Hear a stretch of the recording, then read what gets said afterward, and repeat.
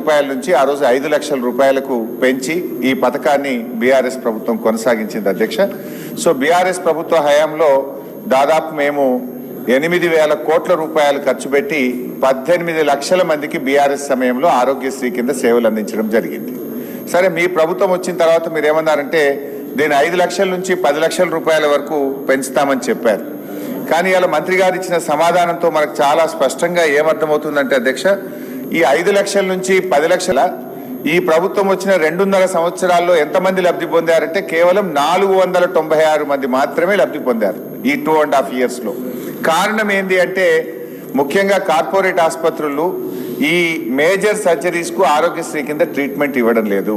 దాని మీద రివ్యూ చేయండి, ఎందుకు ఈ అవకాశాన్ని ప్రజలు పొందలేకపోతున్నారో రివ్యూ చేయండి.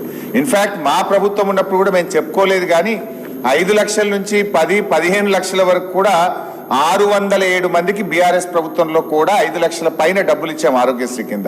607 people వేరియస్ సర్జరీస్ కు ఆరోగ్యశ్రీ కింద అప్ టు 10 లక్షల వరకు కూడా బీఆర్ఎస్ ప్రభుత్వం కూడా ఇచ్చింది. కానీ మీరు ఇచ్చింది 496 మాత్రమే. కాకపోతే మేము చెప్పుకోలేదు, మీరు చెప్పుకున్నారు. అయితే అధ్యక్ష, బట్ నేను గవర్నమెంట్ తో కోరేది, ముఖ్యమంత్రి గారు ఆరోగ్య మంత్రి గారు పదే ఏం చెప్తున్నారంటే మేము గ్రీన్ ఛానల్లో ఆరోగ్యశ్రీకి నిధులు విడుదల చేస్తున్నామన్నారు. మీరు 5 లక్షల నుంచి 10 లక్షలు చేస్తే మరి బడ్జెట్ పెరగాలి, ఖర్చు పెరగాలి. 2023-24లో బీఆర్ఎస్ ప్రభుత్వ హయాంలో ఆరోగ్యశ్రీ మీద పెట్టిన ఖర్చు 1067 కోట్లు. కాంగ్రెస్ ప్రభుత్వం వచ్చిన తర్వాత 2024-25లో ఆరోగ్యశ్రీ మీద మీరు పెట్టిన ఖర్చు 971 కోట్లు. మరి ఖర్చు పెరుగుతుందా తగ్గుతుందా అధ్యక్ష? 5 లక్షల నుంచి 10 లక్షలకు పెరిగినప్పుడు మరి అవకాశాలు పెరగాలి, రోగులు ఎక్కువ వాడుకోవాలి, ఖర్చు ఎక్కువ జరగాలి. కానీ బడ్జెట్ రిలీజ్ జరగడం లేదు, కేటాయింపులు జరగడం లేదు. ఈ రోజు 2-3 సార్లు ఇప్పటికీ ప్రైవేట్ ఆసుపత్రులు మీకు నోటీస్ ఇచ్చారు, మేము ఆరోగ్యశ్రీ సేవలు బంద్ చేస్తాం, మాకు బిల్లులు రిలీజ్ కావడం లేదని పలుమార్లు ప్రభుత్వానికి నోటీస్ ఇచ్చారు. మీరు వాళ్ళని పిలిచారు, మాట్లాడారు, టైం పెట్టినారు, కానీ ఇప్పటి వరకు కూడా వాళ్ళకి డబ్బులు విడుదల కాలేదు. చిన్న ఆసుపత్రులు మూతపడేటువంటి పరిస్థితి ఏర్పడ్డది.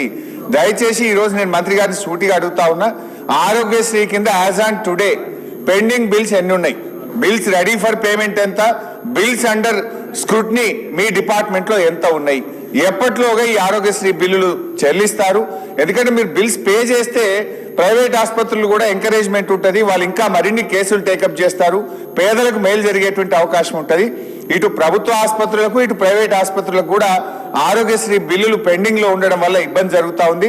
మీరు ఇచ్చిన హామీ ప్రకారం దీన్ని గ్రీన్ ఛానల్లో పెట్టి ఈ ఆరోగ్యశ్రీ బిల్లులు ఎప్పటికప్పుడు విడుదల చేయాలని మీ ద్వారా ప్రభుత్వాన్ని కోరుతున్నాం. గౌరవ మంత్రి గారు.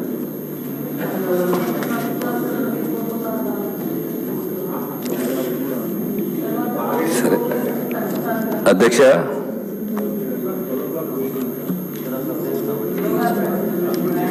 ప్రతిసారి ఈ శాఖకు సంబంధించి చర్చ వచ్చినా, ప్రశ్నలు వచ్చినా, డిస్కషన్ వచ్చినా గౌరవ సభ్యులు సంజయ్ గారు మంచి ప్రశ్న ఉంటుంది, గైడెన్స్ కూడా ఉంటుంది అధ్యక్ష. I should appreciate him. ఇందులో ఈ ఆరోగ్యశ్రీలో ఐసీయూ కేర్ ట్రీట్మెంట్ని ఇంక్లూడ్ చేయాలని చెప్పి ఒక ప్రస్తావన చేశారు.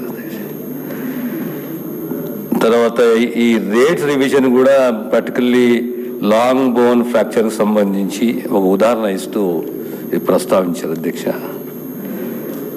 అదే రకంగా ప్రతి ఒక్క జీజీహెచ్లో ఒక డీ అడిక్షన్ సెంటర్ ఉండాలి అని చెప్పేసి, జిల్లాలో డీ అడిక్షన్ సెంటర్ ఉండాలి, స్థాపించాలి, నడవాలి అని చెప్పేసి కూడా ఒకటి వారు సూచించారు. తర్వాత ఈ గవర్నమెంట్ ఇన్స్టిట్యూషన్లో డెలివరీస్ తగ్గుతున్నాయి అంటే అది తగ్గుతలే అధ్యక్ష. కానీ ఏంది అంటే ఒక ఎంకరేజ్మెంట్ ఏముండే అంటే ఎంసీహెచ్ కిట్ ఉండే, ఆ కిట్ని మళ్ళీ